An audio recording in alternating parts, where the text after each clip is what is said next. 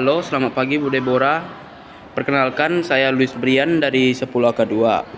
Jadi hari ini saya akan menjelaskan tentang Kerajaan Demak. Oke, yang pertama itu adalah saya ingin memberitahu Kerajaan Demak itu adalah salah satu kerajaan Islam terbesar dan berada di Pulau Jawa. Kerajaan Demak ini berdiri sekitar abad ke-15 di wilayah sekarang yang sekarang tuh udah menjadi Kabupaten Demak di Jawa Tengah. Kerajaan ini muncul setelah Kerajaan Majapahit mengalami kemunduran karena letaknya berada di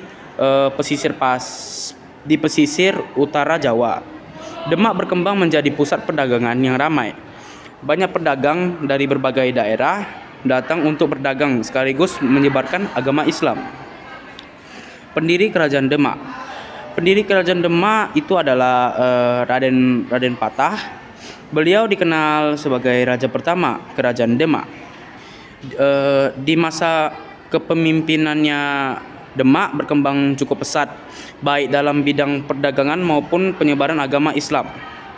Raden Patah juga menjalin hubungan baik dengan para ulama yang membantu menyebarkan Islam di Jawa.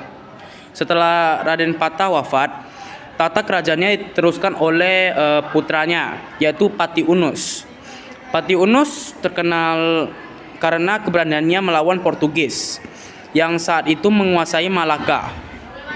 Ia bahkan memimpin pasukan untuk menyerang Malaka demi mengurangi pengaruh Portugis dalam perdagangan di wilayah Nusantara. Karena keberaniannya menyeberangi laut untuk berperang, ia mendapatkan julukan Pangeran Sabrang Lor. Masa kejayaan Kerajaan Demak terjadi saat dipimpin oleh Sultan Tragana pada masa pemerintahannya.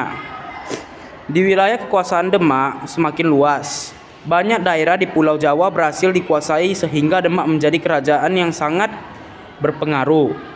Selain memperluas wilayah, Sultan Tranggana juga aktif mendukung penyebaran agama Islam. Dalam proses penyebaran agama Islam, Demak mendapat bantuan dari para ulama yang dikenal sebagai Wali Songo.